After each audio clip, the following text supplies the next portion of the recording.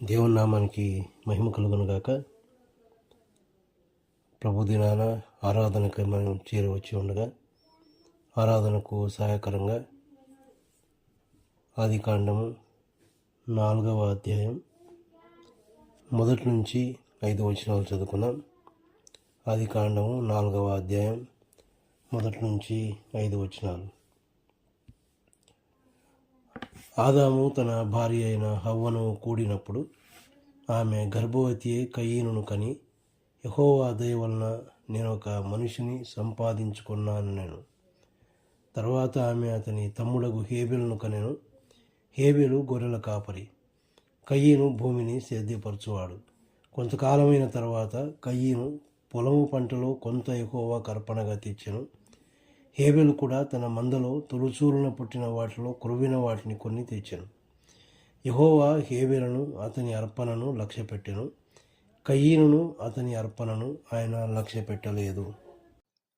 ఎంతోమంది ఈ దినాన మంచి సేవకులైనటువంటి వారు సహితం వెనుకంజ వేసి ఆరాధించలేని పరిస్థితిలో ఉన్నవారు ఉన్నారు. అయితే మనకు అంత జ్ఞానం లేకపోయినా, అంత గొప్ప భక్తి మనలో లేకపోయినా కూడా దేవుడు మనల్ని కనికరించి విశ్వాసంలో నిలబెట్టినందుకు మనం నిజంగానే ఆయన్ను ఎంతగానో స్తుతించబద్దులమై ఉన్నాం. ఎంత స్తుతించినా అది చాలదు. ఆయన మన పట్ల చూపిన ప్రేమ అంత గొప్పది అని మనం జ్ఞాపకం చేసుకొని ఆయనను ఆరాధించబద్దులమై ఉన్నాం. మనం చదువుకున్నటువంటి ఈ యొక్క భాగం మనకు చాలా పరిచయమైనటువంటి భాగం. ఆరాధనకు సహాయకరంగా చాలాసార్లు మనం ధ్యానించినటువంటి భాగమే అయినప్పటికీ ఇందులో నుంచే కొన్ని తలంపులు మనం ధ్యానం చేసుకుందాం. చదువుకున్నటువంటి భాగంలో ఆదాము హవ్వలను గురించిన సంగతి కూడా మనం చూస్తాం. ఆదాము తన భార్య హవ్వను కూడినప్పుడు అని, వారి యొక్క సంతానం అనగా మొదటి సంతానం భూమి మీద హేబెలు, కయీను, హేబెళ్ళ గురించి అక్కడ మనం చూస్తూ ఉన్నాం. ఆనాటికి వారికి ధర్మశాస్త్రం లేదు, దేవుని యొక్క వాక్యం వారికి లేదు. అయితే దేవుడే నేరుగా వారిని దర్శించినటువంటి అనుభవాలు వారు కలిగి ఉన్నారు. ఈ కయీను, హేబెలు గురించి మనం ఆలోచన చేస్తే ఇద్దరూ కూడా దేవునికి అర్పణలు అర్పించిన సంగతిని మనం చూస్తూ ఉన్నాం. కొంతకాలమైన తరువాత అని మనం చదువుతాం. అంటే దేవునికి అర్పించే సమయం వచ్చినప్పుడు, లేక ఆయన్ను ఆరాధించవలసినటువంటి సమయం వచ్చినప్పుడు వారిద్దరూ కూడా ఆరాధించడానికి వెళ్ళారు, ఇద్దరు అర్పణలు అర్పించడానికి వెళ్ళారు. అందులో ఇంకేమీ తేడా లేదు, ఇద్దరు వెళ్ళారు. అయితే ఇద్దరూ కూడా అక్కడ అర్పించినట్టుగా మనం చూస్తాం. వీరిద్దరూ ఒకే కుటుంబంలో ఉన్నటువంటి వారు, ఒకే చోట శిక్షణ పొందినటువంటి వారని కూడా చెప్పవచ్చు. తల్లిదండ్రుల చేత శిక్షణ పొంది ఉండవచ్చు, లేక దేవుని ద్వారా కూడా వారు నేర్పించబడ్డారు. ఇద్దరికీ దొరికినటువంటి బోధ ఒకటే. ఒక కుటుంబం అన్నట్టుగా ఒక సంఘంలో ఉన్నటువంటి వారు, ఒకే బోధ కలిగినటువంటి వారు. కానీ ఆరాధించే సమయం వచ్చేసరికి, అర్పించవలసిన సమయం వచ్చేసరికి వారిద్దరిలో తేడా చూస్తూ ఉన్నాం. అంటే చెప్పిన బోధ ఏమైపోయిందో, తీసుకున్నటువంటి శిక్షణ ఏమైపోయిందో మనకు తెలియదు. అంటే నేటికి కూడా జరుగుతున్నది అదే. దేవుడు తగిన శిక్షణ మనకిస్తూ ఉన్నాడు, తగిన బోధ మనకిస్తూ ఉన్నాడు. కానీ నిజంగా ఆదివారమున ప్రభు దినాన ఆయనను ఆరాధించడానికి వస్తూ ఉన్నప్పుడు, లేక వచ్చినప్పుడు, ఇక్కడ ఎలాగైతే దేవుడు ఒకరి అర్పణ మాత్రం లక్ష్య పెట్టాడో, అలాగ కొంతమంది అర్పణ మాత్రమే లక్ష్య పెడతా ఉన్నాడు అంటే మనం ఆలోచించవలసిన పరిస్థితి. సంఘంలో ఉన్నవారంతా ఒకే విధమైన ఆరాధన చేస్తే పర్వాలేదు, కానీ కొందరు నిజమైనటువంటి ఆరాధన, ఆయన లక్ష్య పెట్టే ఆరాధన చేయగలుగుతూ ఉన్నారు, కొందరు చేయలేకపోతూ ఉన్నారు. ఉన్నది ఒకే సంఘంలోనే, ఒకే కుటుంబంలోనే, దొరికిన బోధ శిక్షణ ఒకటే. ఎక్కడ అంటే వీరిద్దరి గురించి మనం ఆలోచన చేస్తే మనకు అర్థమవుతుంది. దేవుడు పక్షపాతి కాడు. ఒకరిది అంగీకరించి ఒకరిది లక్ష్య పెట్టి ఇంకొకరిది లక్ష్య పెట్టకుండా ఉండడానికైనా పక్షపాతి ఎంతమాత్రం కాదు ఆయన. అయితే వీరిద్దరి గురించి మనం బాహ్యరీతిగా ఆలోచన చేస్తే, ఎందుకంటే మానవుని యొక్క పరిస్థితి అదే, మానవుడు పై రూపాన్ని మాత్రమే చూస్తాడు. పైకి ఇద్దరు తెచ్చిన అర్పణలు కూడా మరి సరైన విధంగానే కనిపిస్తాయి. ఎందుకు అంటే మనం వీరి గురించి చదువుతూ ఉన్నాం. హేబేలు ఏం చేస్తూ ఉన్నాడు? గొర్రెల కాపరి, కయ్యను భూమిని సేద్యపరచువాడు. గొర్రెల కాపరి కనుక ఆయన దగ్గర గొర్రెలు ఉన్నాయి, ఆ గొర్రెల్లో నుంచి ఆయన తీసుకొని వచ్చాడు కదా. మరి కయ్యనుకి ఏముంది? పొలం ఉంది, ఆ పొలం పంటలో నుంచి ఆయన తీసుకొని వచ్చాడు. వారికి కలిగిన దాంట్లోంచే తీసుకొచ్చారు. మరి అది పైకి మనకు కనిపిస్తూ ఉన్నటువంటి పరిస్థితి. కానీ దేవుడు ఎప్పుడు పై రూపాలను లక్ష్య పెట్టేవాడు కాదు అని సమూయేలు మొదటి గ్రంథం 16వ అధ్యాయంలో మనం చూస్తాం. ఆయన ఏం లక్ష్య పెడతాడు? ఆయన హృదయమును లక్ష్య పెట్టువాడు అని అక్కడే చదువుతాం. మన పై రూపాన్ని ఆయన చూడడు. మనం ఎంత చక్కగా తయారై వచ్చినాం, ఎంత చక్కని మాటలు పలుకుతూ ఉన్నాం అనేది ఆయనకు అవసరం లేదు. ఆయన మన హృదయాన్ని చూస్తాడు. ఎటువంటి హృదయంతో వచ్చాం ఆరాధించడానికి, ఎంత సిద్ధపాటు కలిగి వచ్చాం, ఎంత శ్రేష్టమైన ఆరాధన ఆయనకు చేయాలనే మనసుతో మనం వచ్చామో, లేక ఏదో ఒక అలవాటుగా వాడుకగా ఆచారంగా వస్తూ ఉన్నామో అది ఆయనకు మాత్రమే తెలుసు. ఆయన అందుకే ఒకరిది లక్ష్య పెట్టినాడు, ఒకరిది లక్ష్య పెట్టలేదు. హేబెలుకు ఉన్నది గొర్రెలే. పోయి ఒక గొర్రె పట్టుకొని వచ్చినాను రాయబడలేదు. అక్కడ ఏమని రాయబడింది? ఆయన మందలో తొలుచూలున పుట్టిన వాటిలో క్రొవ్విన వాటిని కొన్ని తెచ్చాను. మందలో తొలిచూలన పుట్టిన వాటి అంటే ఏది ముందు తొలిచూలన పుట్టిందో వెతకాలి పోయి. అందులో క్రొవ్విన వాటి ఏదో పరీక్షించి చూడాలి. ఒకటో దాన్ని ఎత్తి ఇది బాగుందా లేదా ముట్టుకొని పరీక్షించి చూడాలి.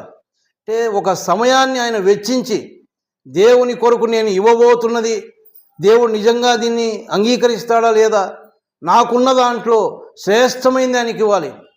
ఆ మందలో తొలిచూలిదై ఉండాలి, ఆ తర్వాత క్రొవ్విందై ఉండాలి అని వెతికి తీసుకొని వచ్చినట్టుగా మనం చూస్తాం. మరి ఈయన కయ్యను ఏం చేస్తూ ఉన్నాడు? కయ్యను పొలము పంటలో కొంత యెహోవాకు తీసుకుని, ఆయన ఏం లేదు పొలం పంటలో కనీసం ఏదైనా మొదటి పంటనో లేదా అందులో మంచిది ఇవన్నీ చూడడం లేదు, కొన్ని తీసుకొని వచ్చేస్తూ ఉన్నాడు. అంటే ఏదో ఆరాధించాలా, ఆదివారం అయింది, ప్రభుదినం అంట, మందిరానికి పోవాలా, రొట్టె విరిచాలా అనే ఉద్దేశంతో వచ్చేవారం లేమా అంటే మనకే తెలుసు. కానీ అలాంటి ఒక అర్పణ, అలాంటి ఆరాధన దేవుడు అంగీకరిస్తూ ఉన్నాడా? ఎలాంటి అర్పణ ఆయన లక్ష్య పెడతా ఉన్నాడో మనం ఆలోచన చేయాలి. ఆయన అంగీకరించని ఆరాధన, ఆయన అంగీకరించని అర్పణ అది వ్యర్థం. ఎవరికి అది తృప్తినిస్తుంది అంటే మనకే. నేను వచ్చిన ఆదివారం పోయినాను, రొట్టె విరిచినాను, వచ్చినాను, ఇంతే తృప్తి. కానీ దేవుడు తృప్తి పొందుతూ ఉన్నాడా, దేవుడు లక్ష్య పెడతా ఉన్నాడా అనేది మనం ఆలోచించవలసిన వారమై ఉన్నాం.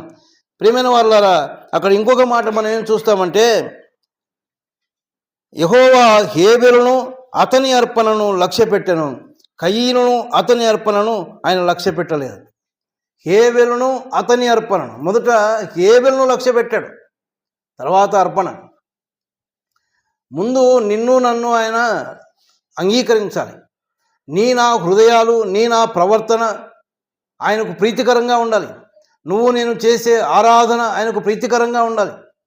మొదట మనము ఆయనకు అంగీకారం అయితే మన హృదయంలో నుంచి వచ్చే అర్పణ కూడా ఆయనకు అంగీకారం అవుతుంది.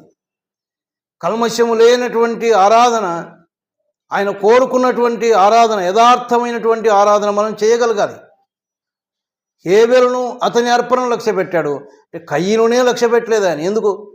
నిర్లక్ష్యమైనటువంటి ఆరాధన, దేవుని కోసము ఒక సిద్ధపాటు ఉన్నది కనపడడం లేదు. ఏదో పోయినాం, అర్పించినాం అన్నట్టుగా చేస్తూ ఉన్నాడు కయ్యను. కాబట్టి కయ్యనే లక్ష్య పెట్టలేదు, ఇంకా కయ్యను అర్పణ ఎక్కడ అంగీకరిస్తాడు ఆయన?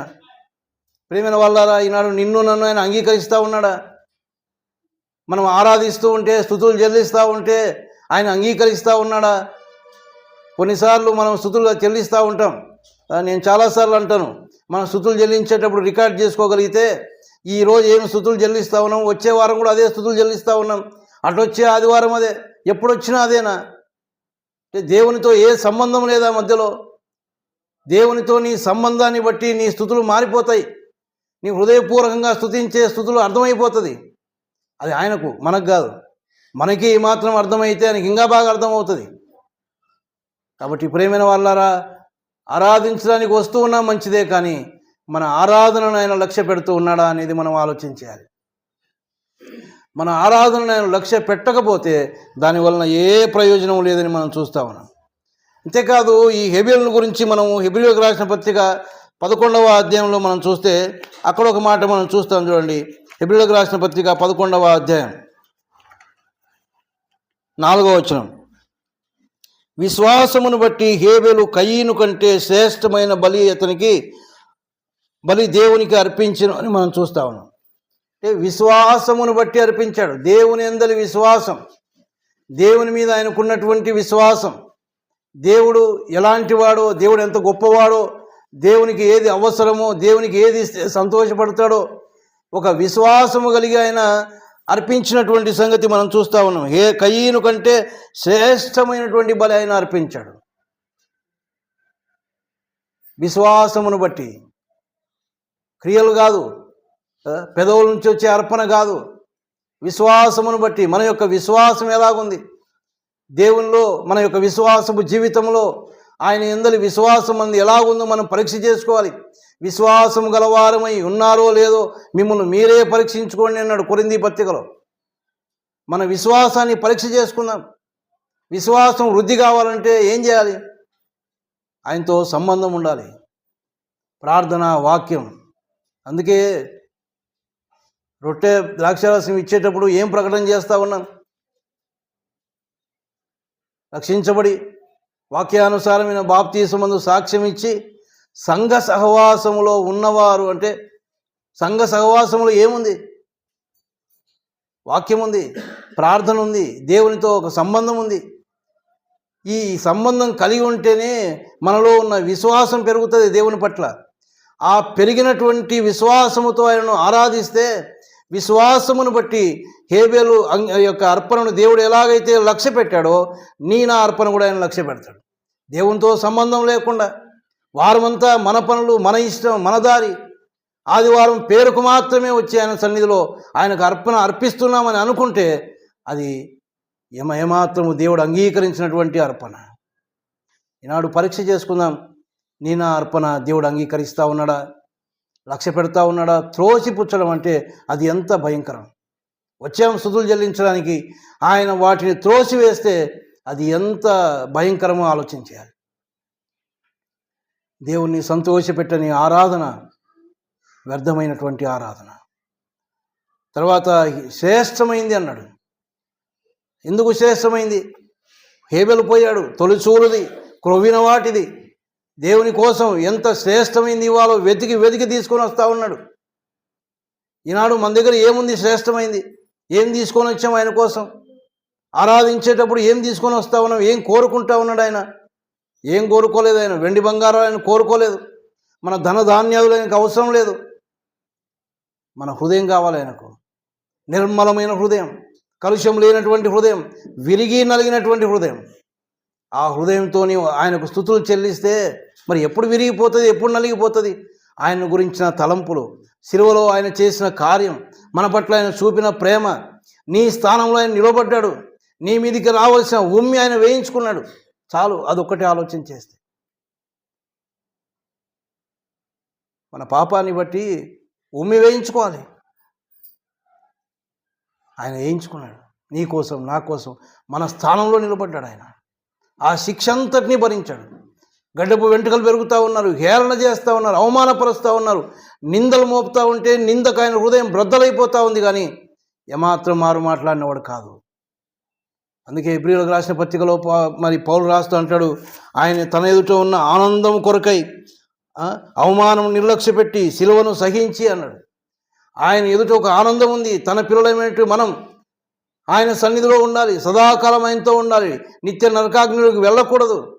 మన యొక్క రక్షణార్థమై, మన యొక్క రక్షణ కొరకై ఆయన ఎంతగా వేదనను అనుభవించాడు. ప్రియమైన వాళ్ళారా, అట్టి ప్రభువును ఆరాధించడానికి వచ్చేటప్పుడు ఆయనకు శ్రేష్టమైంది ఒకటే, విరిగి నలిగినటువంటి హృదయం. ఆయనను తలుచుకుంటూ, ఆయన చేసిన కార్యాలను తలుచుకుంటూ కృతజ్ఞత స్తుతులతో, అర్పణలతో గుమ్మములలో ప్రవేశించాలి మనం. మన మనసంతా ఆ శిలువ మీదనే ఉండాలి. అట్టి ఆరాధన ఆయన అంగీకరిస్తాడు.